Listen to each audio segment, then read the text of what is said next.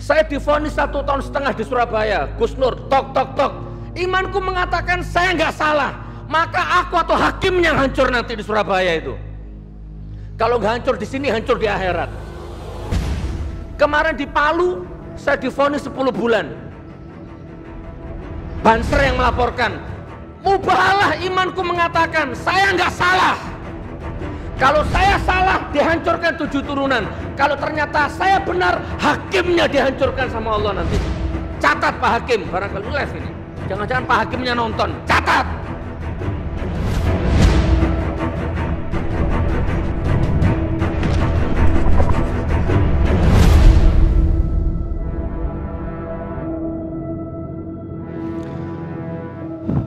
Kita mau ngaji apa ini, Bapak Ibu?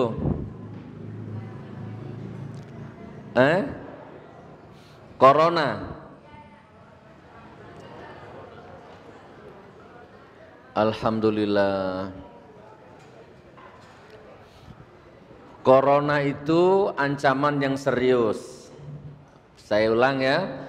Corona itu ancaman yang sangat serius. Tapi kita orang Islam, kita orang beriman. Di dalam hati kita, di dada kita itu ada Al-Quran, ada iman, ada basyirah. Haram hukumnya takut dengan corona. Gampang kalau supaya nggak bisa kena corona itu gampang dan gampang ya. Pertama, tingkatkan kekebalan tubuhmu, jasmanimu. Kalau dalam dunia kedokteran disebut imunitas, kekebalan tubuh. Jadi di dalam bahasa kedokteran namanya imunitas. Kalau ilmu yang mempelajari cabang-cabangnya imunitas itu disebut imunologi. Itu cabang-cabang ilmunya itu banyak, imunologi itu secara biomedis. Tapi intinya imunitas. Imunitas itu apa? Kekebalan tubuh. Kalau kekebalan tubuhmu kuat, maka corona tidak akan mampu masuk ke dalam tubuhmu. Masuk tapi dia mati di dalam tubuhmu itu, gitu. Karena kita ini sudah sempurna, sesempurnanya makhluk kita ini. Tubuh kita itu punya sistem sendiri, Allah yang menciptakan. Coba waktu antum tidur, makanya kan disarankan kalau mau tidur itu ambil wudhu kan gitu ya, baca doa supaya apa? Terus dimatikan semua lampunya. Nah, ketika Anda tidur, Anda terpejam, itu kan Anda nggak tahu itu bahwa dari rambutmu sampai ke ujung kakimu itu bekerja itu sesuai dengan sunatullahnya, meregenerasi sel yang rusak, ya kan? Apalagi meregenerasi pembuluh-pembuluh darah yang kotor-kotor itu, yang error, baik itu magic, sihir. Pokoknya itu bekerja, lampu dimatikan, Anda tidur dalam kondisi wudhu, berdoa sebelum tidur, maka dalam tidurmu itu terjadi proses tanpa sepengetahuanmu. Begitu bangun, kesehatanmu meningkat 7 kali lipat, 10 kali lipat. Jadi nggak usah takut corona, nggak usah pakai masker, nggak usah borong masker. Corona itu makhluk Allah. Anggap saja corona itu adalah energi jahat, maka biarkan dia mencari yang satu resonansi dengan dia, biarkan dia mencari orang-orang yang punya energi jahat juga, terutama istana. Jadi nggak sampai ke Medan, coronanya cuma nyerang istana sajalah mudah-mudahan, karena sumber energi jahatnya di sana. Jadi Anda nggak usah takut. Haram hukumnya takut kepada selain Allah, apalagi cuma kepada corona. Tingkatkan kekebalan tubuhmu, imunitas tubuhmu, jasmani atau rohaninya. Kalau jasmani gampang, ya kan? Minum rendaman air kurma, minum habatus sauda, minum jahe merah, udah banyak itu gak usah dikasih tahu lah. Kalau jasmani gampang, istirahat yang cukup, perbaiki pola makan, makan yang baik-baik gitu kan. Terus kalau rohaninya, perbaiki pola makan yang halal, maksudnya halal dan berkah. Karena makanan haram juga akan melemahkan imunitas rohanimu, kan begitu. Oke, biar saya nggak bertele-tele ya. Gini aja, kalau Anda mau dihindarkan dari corona, nggak kena corona, nggak ditakdirkan mati corona, gampang. Allah itu sudah membuat satu sistem yang canggih di dalam hidupmu. Perhatikan ini ya, mungkin Anda sudah tahu tapi Anda mungkin nggak sadar. Sekarang tak sadarkan Anda. Kenapa Allah? Oke, begini. Sehari minum air putih idealnya berapa liter? Ya boleh 2 liter, 3 liter cerah ya, 5 liter boleh, 6 liter boleh, idealnya kan gitu kan. Terus dianjurkan minum madu sehari 3 sendok, pagi, siang, malam minum madu, ya kan? Habatus sauda dan sebagainya. Oke. Sadar nggak itu untuk membangun kekebalan tubuhmu? Ada satu hal yang Anda lupa. Kenapa Allah mewajibkan Anda baca surat Al-Fatihah 17 kali per hari? Coba. Kalau obat dokter katanya suruh minum 3 kali sehari supaya sehat. Nah ini Allah menyuruh dirimu, bahkan mewajibkan dirimu minum suplemen jiwa, vitamin batin 17 sendok per hari, namanya vitamin Al-Fatihah. Namanya suplemen jiwa Al-Fatihah. Wajib 17 sendok per hari, nggak boleh kurang. Kalau lebih boleh tambah duha sama tahajud dan sunnah-sunnah yang lain. Itu kan sistem yang diinjeksi sama Allah untuk membangun kekebalan tubuhmu. Corona nggak akan masuk kepada orang yang sholat 5 waktunya istiqomah, apalagi di masjid sholatnya. Nggak ada takdir masuk corona itu. Jadi nggak usah takut saudaraku. Coba sekarang pikirkan, iya ya, Allah mewajibkan kita minum, ini kalau saya ibaratkan Al-Fatihah itu vitamin ya. Minum vitamin batin, vitamin rohani. Namanya Al-Fatihah 17 sendok per hari. Untuk apa kalau bukan untuk kekebalan tubuh? Kalau bukan untuk kekebalan pikiran, kekebalan iman, kekebalan rohani, untuk apa? Bu, jangan salah paham, saya pernah ceramah begini, besoknya saya dapat WA, Gus Nur, saya muter keliling apotik, ndak ada vitamin Al-Fatihah. Miskomunikasi. Ndak ya, paham ya maksudnya ya, umpama minum sirup 3 sendok per hari. Nah, Allah mewajibkan Anda minum sirup rohaniyah, sirup ukhrawi yang namanya Al-Fatihah 17 sendok per hari. Duhur 4 sendok, asar 4 sendok, maghrib 4 sendok, isya 4 sendok, totalnya 17 sendok per hari. Kebal tubuhmu, tidurmu enak. Silakan kalau Anda berani, bisa enggak ya tak kurangi 3 sendok, bisa enggak ya tak kurangi 2 sendok, subuhnya enggak. Terus Anda enggak sholat subuh, tidur, demi Allah hancur hidupmu, hancur kesehatanmu, hancur ekonomimu, semua hancur. Corona masuk ke dalam dirimu. Corona itu ibarat sihir. Corona itu ibarat santet. Sihir itu energi jahat, energi negatif. Karakter sihir itu pertama tidak akan masuk kepada orang yang ahli sholat. Itu karakter, teksturnya sihir. Jadi kalau Anda kena sihir, jadi gini sekarang, ini agak saya lebarkan dikit.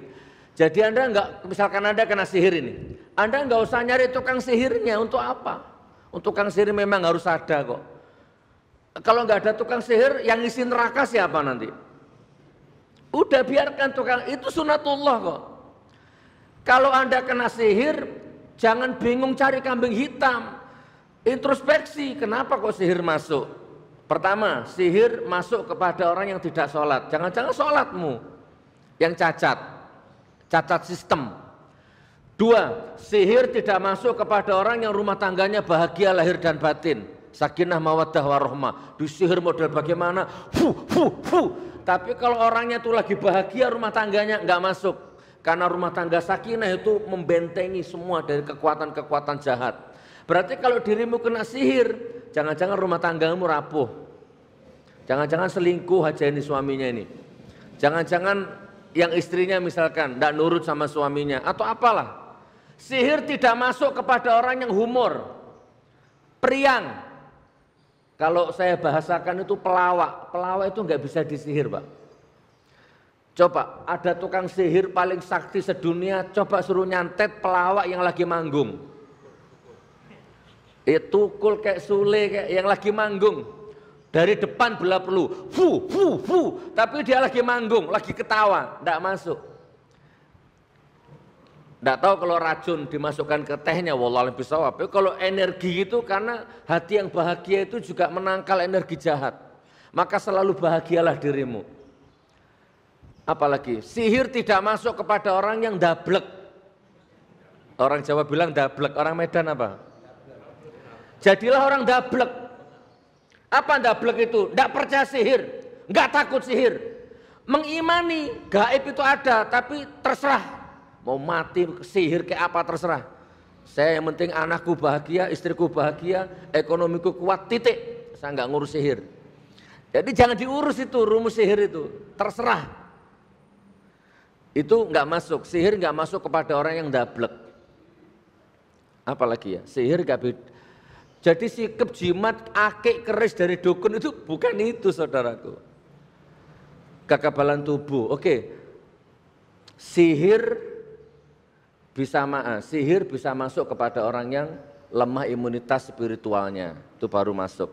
Nah sama dengan corona ini. Nah rumusnya begini, teknisnya sihir itu.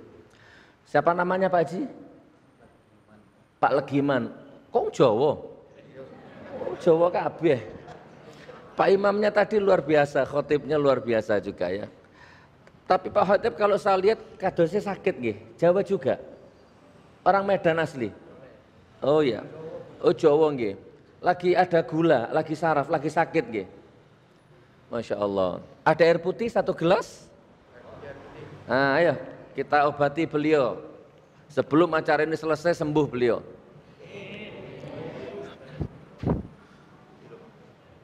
Kita lanjut. Sampai di mana tadi? Sihir tidak bisa masuk kepada orang yang dablek. Nah, jadi dableklah dirimu. Nah ini teknisnya. Pak Legiman ya. Umpama ini ada sihir bobotnya 1 kilo. Dikirim ke Pak Legiman. Maka sihir itu menuju ke Pak Legiman. Ternyata waktu itu Pak Legiman lagi tahajud, lagi dzikir, lagi bahagia. Perhatikan ya, sihir yang 1 kilo tadi yang dikirim tadi itu terhambat jalannya. Harusnya 5 menit nyampe, 2 jam nggak nyampe-nyampe. Udah ditolak duluan. Terus begitu mau mendekati beliau ternyata hanya radius 1 meter, tek jatuh, pluk mati, aus. Masuk pun, seandainya masuk pun, itu paling hanya tinggal 1 gram. Perhatikan Bu, yang dikirim 1 kilo, begitu nyampe cuma 1 gram. Jadi tidak ngefek. Nggak ada bobot. Kenapa? Imunitas tubuhnya sehat, imunitas spiritualnya kuat. Tapi sebaliknya,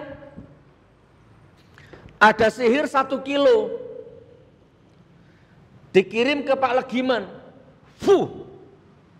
terbang. Waktu itu Pak Legiman lagi stres ditagih-tagih debt collector. Umpama ini, lagi berantem sama istrinya, udah gitu nggak sholat. Sihir yang 1 kilo tadi itu bisa 5 kilo, bisa 10 kilo, begitu nyampe tambah kesedot dengan energi kotornya Pak Legiman itu. Gitu rumusnya Pak. Padahal yang dikirim cuma 1 kilo. Begitu menghantam ke dia bisa 50 kilo, 40 kali lebih luas. Gitu loh. Jadi orang jahat, orang dolim, sihir, santet itu memang harus ada. Itu pelengkap isinya dunia dan itu enggak penting. Yang penting dirimu imannya kuat, imunitasnya kuat, kan selesai masalah. Subhanakallah. Sampai di sini sudah paham ya? Enggak boleh takut corona ya. Kalau mau ke Jakarta, mau kemana naik pesawat, gak usah pakai masker ya, gak usah diri turu ya. Pakai masker itu secara nggak langsung sugesti negatif yang melemahkan mentalmu itu. Nah sekarang tidak usah jauh-jauh. Al-Quran itu loh kalau Anda dengarkan, Al-Quran itu kalau didengarkan oleh orang, walaupun orang itu nggak ngerti bahasa Arab, itu aja bisa meregenerasi selnya kok. Sering-sering baca Al-Quran itu secara otomatis juga menguatkan imunitas tubuh, teman, saudaraku.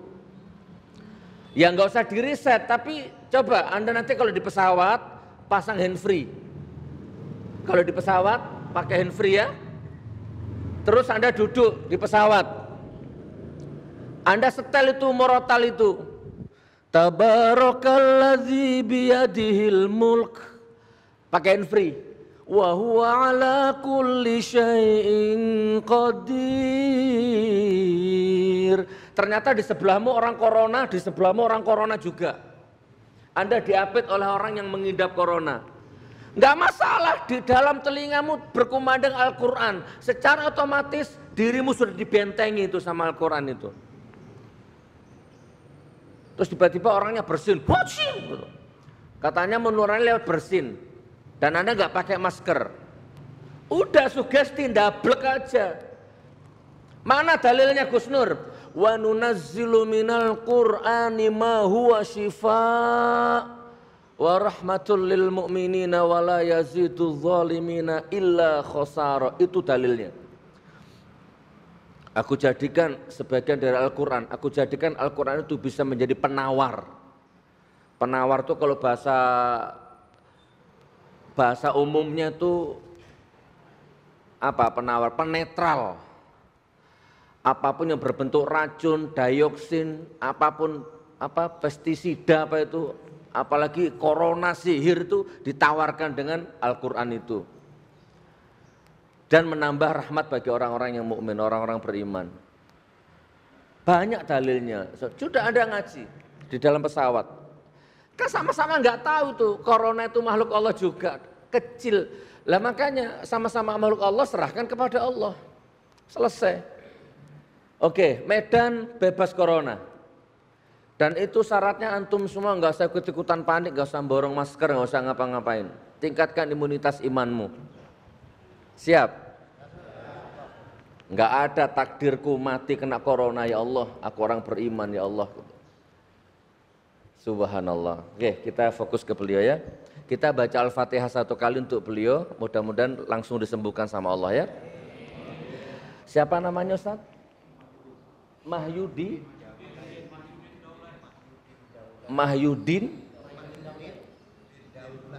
Panggilannya apa?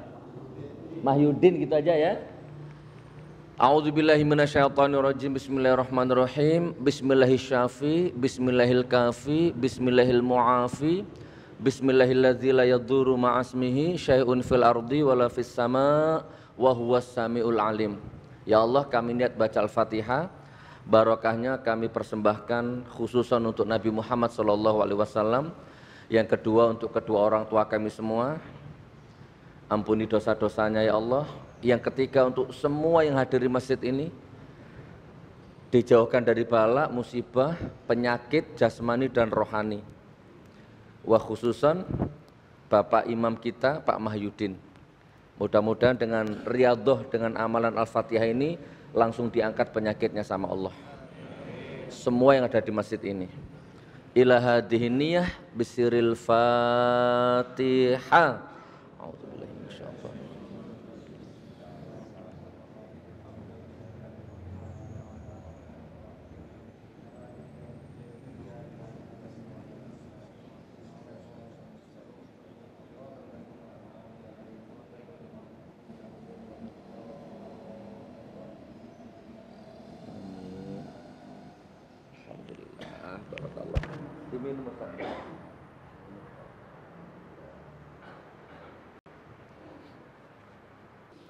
Jadi dirubah cara berpikir, penyakit sakit itu belum tentu musibah. Ya. Oke. Nih, ini berbagi pengalaman ya. Barakallah ya. Saya itu tanya sama Cak Roto ini yang bagian ngatur jadwal saya, orang Solo. 3 tahun apa 2 tahun Cak yang saya ngeblak di Solo itu? 2 tahun yang lalu ya? 3 tahun apa berapa? 3 tahun yang lalu ya, Bu. 3 tahun yang lalu Cak Roto itu overdosis. Bikinkan jadwal saya itu 1 minggu non-stop, nggak istirahat. 1 hari 4 titik. Ngaji subuh, ngaji duha, ngaji duhur, ngaji malam, 4 titik 1 hari. Dikalikan 7. Nah, itu. Kalau nggak salah hari terakhir tuh kurang-kurang 2 hari atau kurang 1 hari geblak saya. Perhatikan Bu ya, demam, panas tinggi, mata nggak bisa melek, mulut nggak bisa ngomong. Karena kalau dipakai ngomong sakit. Ternyata ini luka ini, radang. Udah gitu kalau batuk sakitnya minta ampun, di Solo itu. Nggak bisa gini Pak, maksudnya gini. Panas dan dua-duanya saya dengan kameramen itu anak saya itu, yang nomor 2 itu. Sama, dia juga demam. Akhirnya sama Cak Roto itu waktu itu sama masih di Palu, rumah masih di Palu. Pulang pesawat jam 6, Lion dari Solo ke Palu, transit mana Cak? Transit Balikpapan. Bu, pesawat jam 6. Jam 5, setengah 5 saya sudah di Bandara Solo. Sudah, ini sudah. Nggak bisa ngomong, nggak bisa melek. Nestapa, merana. Tapi saya nggak mau minum obat dokter. Saya safar ya Rob, kalau saya mati bahagia saya, berarti saya mati dalam kondisi safar. Di situ ada klinik-klinik, tapi saya nggak mau tensi darah. Ini jangan ditiru ini ya. Jangan. Saya mau pakai dablek tadi itu loh. Saya khalifahnya kok. Dan saya nggak menderita kok. Saya justru menikmati kok bisa ya. Panas seperti ini kok bisa ya. Saya cari ritmenya, iramanya saya cari. Ternyata subhanallah pesawatnya delay 3 jam. Dari jam 6 dimundur sampai jam 8. Coba. Ya saya buat tertawa, saya potong cerita berdua itu. Sampai di Balikpapan ternyata pesawat yang ke Palu nggak ada. Diinapkan 1 malam di Balikpapan, di hotel. Remuk redam rasanya Bu hati ini. Ya apa ini? Parah. Sudah saya potong ceritanya. Besoknya baru terbang ke Palu, itu pun transit lagi. Kemana itu? Ingat? Tarakan. Masih transit Cak. Gila sampean. Baru sadar saya. Padahal Solo itu ya, Solo Palu minimal 1 kali transit wajar lah. Ini dari Balikpapan saya ditransitkan ke Tarakan. Pesawat kecil baling-baling itu. Sampai di Palu ambruk. Tapi saya nggak mau ke dokter. Ya Allah, saya akan sembuhkan dengan cara saya sendiri. Hei tubuh, ayo regenerasi, ayo sembuh. Ya. Ternyata anak saya yang mengkhawatirkan, jam 12:30 malam muntah darah. Wah kalau ini belum tentu mentalnya seperti saya kan. Khawatir saya, tak bawa ke rumah sakit akhirnya dia. Ya udah nak ke rumah sakit yuk. Nyampe di rumah sakit, didata nama, alamat. Terakhir tanya, BPJS ada? Saya haram pakai BPJS Bu. Dah masukkan ke kamar yang paling bagus, VIP berapapun saya bayar. Saya nggak punya BPJS. Dah, jadi dia masuk rumah sakit. Saya pulang. Sampai di rumah, sampai di pesantren saya buka baju, di pesantren ada tiang itu. Saya pakai lari, saya pakai senam, saya pukul itu, saya pakai jurus kungfu, saya tendang, saya tabrak itu macam-macam, kepala saya benturkan, beng, sembuh, kayak orang gila. Wah, pernafasan. Ya, gelas itu saya minum, saya lempar, saya buang, sakit semua. Ternyata nggak sembuh-sembuh Pak, masih itu. Baru pokoknya 2 hari kemudian kalau nggak salah saya baru sembuh. Dia 3 hari opname. Saya 3 hari baru sembuh. Intinya saya tidak opname, tidak minum obat dokter, separah apapun penyakitnya. Karena saya percaya dengan imunitas tubuhku sendiri. Ini makom, Anda jangan niru. Jangan ya, ini beda. Saya gila kalau soal itu, Anda jangan niru gila. Anak saya Safira, adik Shanum itu 3 tahun, itu siklus panasnya setahun sekali biasanya. sepanas apapun, panas dipegang nggak kuat, saking panasnya. Nggak apa-apa nak, bertahan sampai 3 hari. Kalau 3 hari nggak turun panasmu, baru tak bawa ke dokter kamu. Lawan itu virus panasmu itu nak, saya bilang gitu. Tapi dengan bahasa anak ya, bahasa anak, sabar nak ya. Ini demammu ini sedang membunuh racun-racun jahat dalam tubuhmu nak. Apabila racun jahat itu gitu dia jawabnya, sambil pelet-pelet gitu. Dah dikompres, minum air madu, minum air rendaman kurma, 2 hari turun panasnya. Setiap tahun panas demam tinggi saya nggak mau bawa ke dokter. Jangan ditiru ya, kalau ada dokter minta maaf ya. Gitu. Nah kemarin saya geblak di Payakumbuh. Lihat videonya. Duduk begitu berdiri, duduk lagi saya, jatuh. Ya laki-laki Cak Roto ini yang kurang ajar ini. Bukan kurang ajar, apa bahasanya? Nggak tahu diri. Ya keren memang beliau itu ya, karena beliau tahu saya orang dablek. Makanya dia nekat. Cak, aku ngeliyeng Cak. Gimana Padang? Di cancel. Lanjut, ya udah, lanjut. Bener hari kedua geblak. Dibawa ke puskesmas. Saya mau dibawa ke puskesmas karena saya nggak sadar itu, digendong saya. Seandainya saya sadar nolak saya.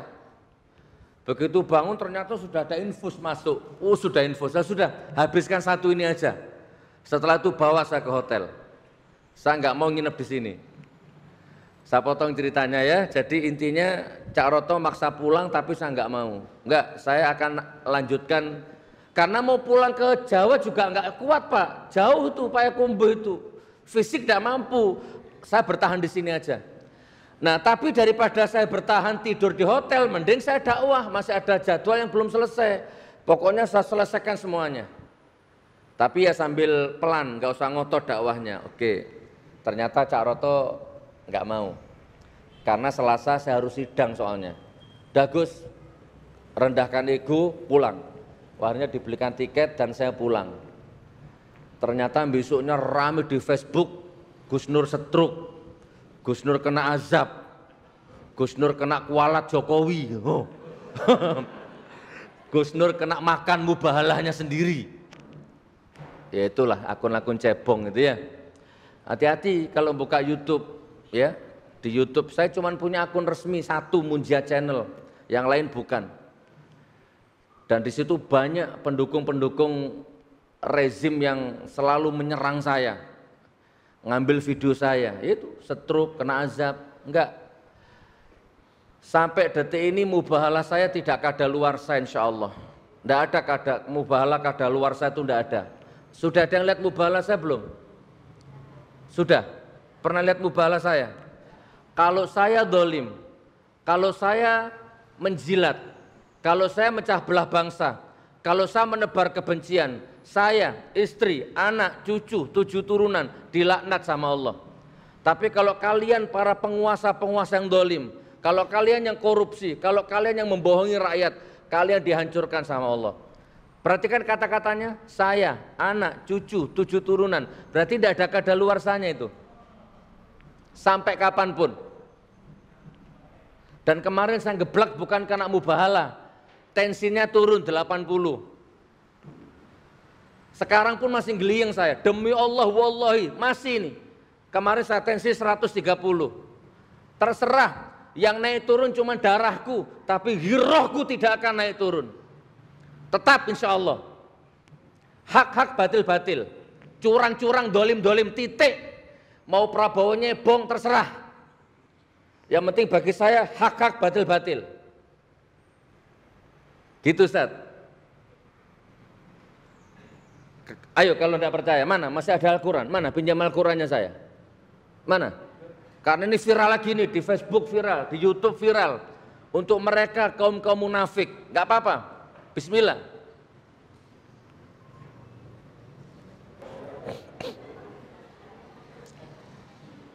Kalau urusan mubahalah itu nggak boleh main-main. Al-Quran ini harus kita imani. Di dalam Al-Quran ini ada firman bunyinya begini. Ada Nabi Musa melemparkan tongkat ke laut, lautnya belah. Ada enggak? Ada. Anda percaya? Padahal Anda enggak lihat sendiri itu. Tapi karena Quran yang ngomong, maka nyawa pun saya pertaruhkan. Itu iman namanya. Nabi Ibrahim dilempar ke api oleh Namrud, tidak terbakar. Al-Quran itu yang ngomong. Anda percaya? Tapi Anda nggak lihat itu buktinya. Terserah. Bahkan di dalam Al-Quran ada satu firman yang spektakuler. Subhanalladzi asra bi'abdihi lailam minal masjidil haram ilal masjidil aqsa. Nabi Muhammad katanya dari Masjid Haram ke Aqsa Palestina 1500 kilo, dilanjut ke Sidratul Muntaha, katanya nggak sampai semalam selesai katanya. Percaya Anda? Anda nggak lihat itu? Oh, nggak lihat sendiri kok. Tapi karena Quran yang ngomong, nyawa pun saya pertaruhkan.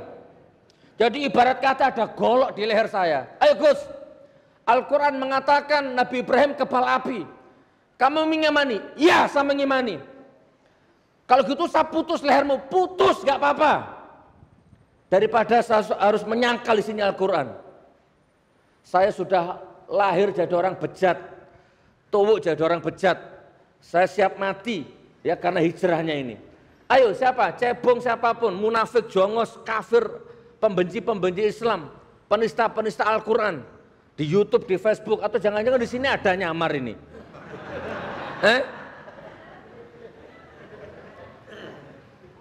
Saya konsisten dengan mubahalah saya sampai kapanpun. Kalau saya munafik, kalau saya pemecah belah bangsa, ya, kalau saya makan uangnya Jokowi, makan uangnya Sandiaga Uno, makan uangnya Anies Baswedan, ya, kalau saya menebar kebencian, kalau saya memfitnah, kalau saya menghibah, ya, merendah-rendahkan pemerintah, saya 7 turun diazab sama Allah Jumat ini. Tapi kalau kalian ternyata kalian yang munafik, kalian buzzer bayaran, kalian akun palsu, ya, kalian jongos, dan rezim ini demi Allah penipu munafik, demi Allah. Kalau saya salah diazab sama Allah. Tapi kalau saya benar dihancurkan rezimnya sama Allah, sama cebong-cebongnya semuanya itu. Al-Quran Pak, Jumat di masjid, dan saya waras, nggak mabuk saya ini. Saya punya istri cantik-cantik.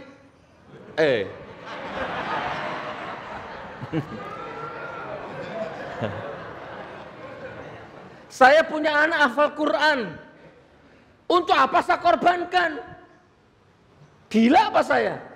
Tapi imanku mengatakan rezim ini memang munafik. Jahatnya luar biasa kepada rakyat rezim ini. Maka saya berani. Aku atau kamu yang hancur. Saya divonis 1,5 tahun di Surabaya. Gus Nur, tok. Imanku mengatakan saya nggak salah. Maka aku atau hakim yang hancur nanti di Surabaya itu. Kalau nggak hancur di sini, hancur di akhirat.